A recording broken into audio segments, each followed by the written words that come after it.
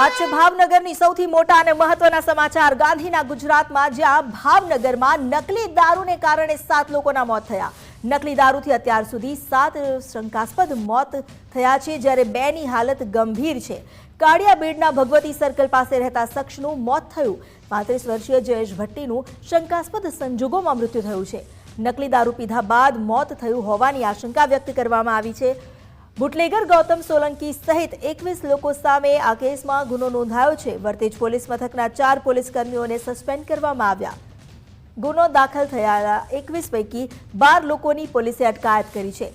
ગૌતમ સોલંકી સહિત 12 લોકોને કોર્ટમાં રજૂ કરવામાં આવશે।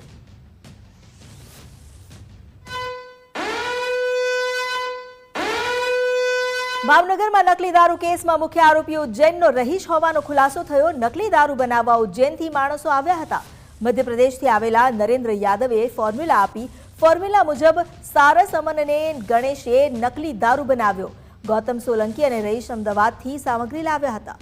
સરખેજથી મટીરિયલ, લિક્વિડ બોટલ, ઢાંકણ લાવ્યા। મિથેનોલ પણ સરખેજમાંથી જ ખરીદ્યાની આશંકા છે। ઝેરી દારૂ તૈયાર કરી ખાનગી દારૂ કંપનીના સ્ટીકર લગાવવામાં આવ્યા। નકલી દારૂની ફોર્મ્યુલા આપનાર નરેન્દ્ર યાદવનું પણ મૃત્યુ થયું।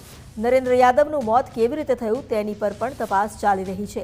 નરેન્દ્ર યાદવે પણ નકલી દારૂ પીધો હોવાની આશંકા છે।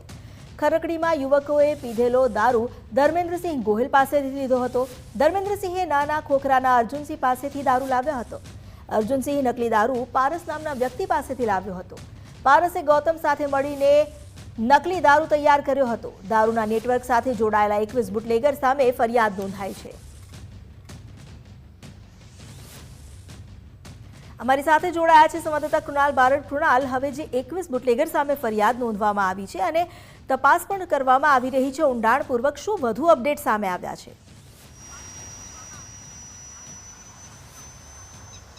બિલકુલ અમિતા, જો વાત કરીએ તો જે પ્રમાણે ભાવનગરમાં કહી શકાય કે ઝેરી દારૂ પીવા સેવન કરવાના મામલે 7 જેટલા જે લોકો છે તેના કરુણ જે મોત છે તે નિપજ્યા છે। ગત રાત્રિના 2 જેટલા જે શખ્સો છે તેના પણ મૃત્યુ આ દારૂ સેવન કરવાના કારણે થયા છે। બીજી તરફની વાત કરીએ તો સમગ્ર તપાસ છે તે એસએમસીની જે ટીમ છે, એસઆઈટીની ટીમ છે તે કરી રહી છે। જેમાં કહી શકાય કે 21 જેટલા જે લોકો છે બુટલેગરો છે તેની વિરુદ્ધમાં ગુનો દાખલ કરવામાં આવ્યો છે। જેમાં મુખ્ય સૂત્રધાર કહી શકાય કે રહીશ અને ગૌતમ સોલંકી છે તેની જે છે તે ધરપકડ કરવામાં આવી છે। તેની સાથે અન્ય 12 જેટલા જે બુટલેગરો છે તેની પણ ધરપકડ છે તે કરી દેવામાં આવી છે। આજે કહી શકાય કે તેઓ જે 12 જેટલા જે બુટલેગરો છે તેઓને ભાવનગરની જે કોર્ટ છે તે કોર્ટમાં રજૂ કરવામાં આવશે। કોર્ટ સમક્ષ રિમાન્ડની જે માંગણી છે તે પણ કરવામાં આવશે। બીજી તરફની વાત કરીએ તો જે પ્રમાણે આ સમગ્ર મામલે એસઆઈટી છે તે પણ કહી શકાય કે ખૂબ ગંભીરતાથી આ કેસને જોઈ રહી છે। વિવિધ જે દિશાઓ છે ભાવનગર ઉપરાંત કહી શકાય કે અન્ય જે જિલ્લાઓ છે તે જિલ્લાઓમાં પણ ઝીણવટભરી જે તપાસ છે તે કરવામાં આવી રહી છે।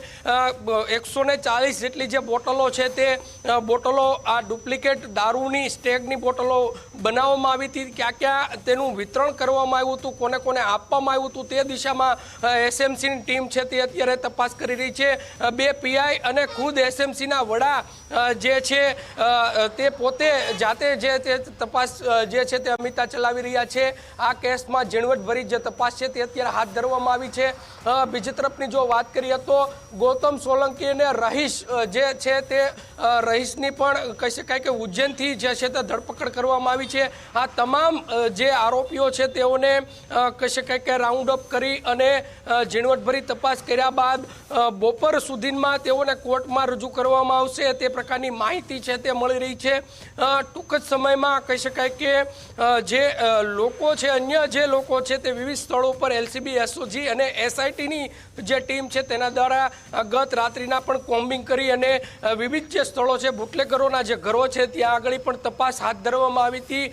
અને તેને લઈને ખાસ કરીને હાલની જો વાત કરીએ તો 7 જેટલા જે માસૂમ લોકો છે તેના મૃત્યુ થયા છે અને તેને લઈને એસએમસીની ટીમ છે તે અત્યારે હાલ તપાસ કરી રહી છે। અમિતા, જી આભાર આપનો જાણકારી આપવા માટે।